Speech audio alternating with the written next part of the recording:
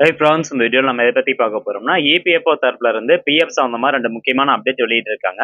அதை பற்றின தகவல் தாங்க இந்த வீடியோவில் பார்க்க போகிறோம். முதல் அப்டேட் என்ன அப்படின்னு கேட்டிங்கன்னா, நம்மளுடைய பிஎஃப் அக்கௌண்ட்டில் எதனா பிரச்சனை இருக்குது. இப்போ உதாரணத்துக்கு ஆதார் கார்டு வந்து மெர்ஜ் ஆகலை, அல்லது மொபைல் நம்பர் தப்பாக இருக்குது, இல்லை டேட் ஆஃப் எக்ஸிட் வந்து தப்பாக இருக்குது, டேட் ஆஃப் பர்த் தப்பாக இருக்குது. ஸோ இது போன்ற பல பிரச்சனைகள் வந்து பார்த்தீங்கன்னா நிறைய பேருக்கு வந்து பிஎஃப் அக்கௌண்ட்டில் இருக்குது.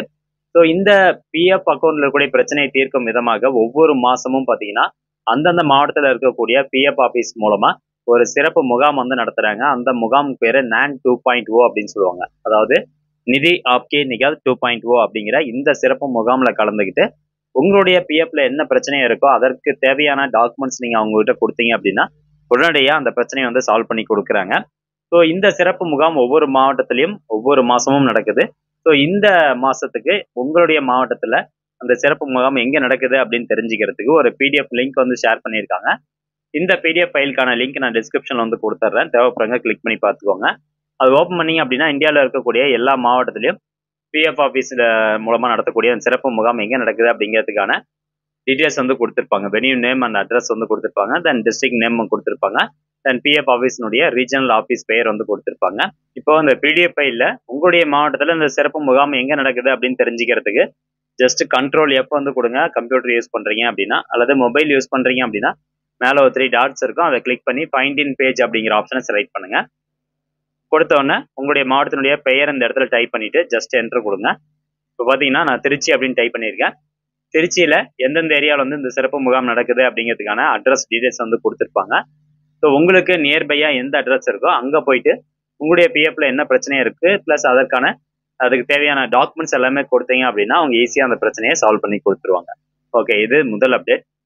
ரெண்டாவதா, நம்ம பிஎஃப் அமௌண்ட் வந்து கிளைம் பண்றோம் அப்படின்னா கண்டிப்பா நம்மளுடைய பேங்க் அக்கௌண்ட் வெரிஃபிகேஷனுக்காக நம்ம பேங்க் அக்கௌண்ட்டுடைய செக்லிப் அல்லது பாஸ்புக் வந்து கேட்பாங்க. அந்த இமேஜ் ஃபைல் நம்ம இதில் அட்டாச் பண்ற மாதிரி இருக்கும். பட் நம்ம அப்லோட் பண்ணக்கூடிய அந்த இமேஜ் ஃபைல் கரெக்டா இல்லை அப்படின்னா நம்மளுடைய கிளைம் வந்து ரிஜெக்ட் பண்ணிடுவாங்க. மறுபடியும் நம்ம புதுசாக ஒரு செக்லீஃப் ஸ்கேன் பண்ணி அப்லோட் பண்ணுற மாதிரி இருக்கும். பட் இனிமேல் இந்த மாதிரி ஒரு பிரச்சனை வந்து இருக்காது. இப்போ ஒரு புது அப்டேட் வந்திருக்கு. பட் இன்னைய தேதி வரைக்கும் பார்த்தீங்கன்னா நம்ம செக்லீஃப் அல்லது பாஸ்புக் அப்லோட் பண்ணுற மாதிரியான ஆப்ஷன்ஸ் தான் கொடுத்துருக்காங்க. பட் கூடிய விரைவில் நம்ம இந்த பேஜில் இந்த இடத்துல தெரியுது பார்த்தீங்களா? ஸோ இந்த இடத்துல வந்து உங்களுக்கு இந்த மாதிரி ஒரு இன்ஃபர்மேஷன் வந்து தெரியும். அதாவது the bank KYC has been online verified by bank and has been digitally signed by the employer for this case among other validation and therefore mandatory uploading of the image of checklist or attested bank passbook is not required அப்படின்னு சொல்லியிருக்காங்க. அதாவது இதுக்கு அப்புறமா பார்த்தீங்கன்னா நம்ம bank செக்லிஃபோ அல்லது பாஸ்புக்கோ வந்து upload பண்ண தேவை கிடையாது. ஏன்னா நம்ம பேங்க் அக்கௌண்ட்னுடைய வெரிஃபிகேஷன் பார்த்தீங்கன்னா பேங்க் தரப்புல இருந்து ஆன்லைன் மூலமாகவே வெரிஃபை பண்ணிடுறாங்க. ஸோ அதனால இனிமேல் வந்து நம்ம பேங்க் செக்லிப்போ அல்லது பாஸ்புக்கோ அப்லோட் பண்ண தேவை இருக்காது. பட் இன்னைய தேதி வரைக்கும் அப்லோட் பண்ணுற மாதிரி ஆப்ஷன்ஸ் தான் இருக்கு. பட் கூடிய விரைவில் பார்த்தீங்கன்னா இந்த மாதிரி ஒரு டீட்டெயில்ஸ் வந்து கொடுத்துருவாங்க. நம்ம செக்லிப் எதுவுமே அப்லோட் பண்ண தேவையில்லை அப்படிங்கிற ஒரு டீட்டெயில்ஸ் வந்து கொடுத்துருவாங்க. ஸோ இதுக்கப்புறம் நம்மளுக்கு எந்த தொந்தரவும் இருக்காது.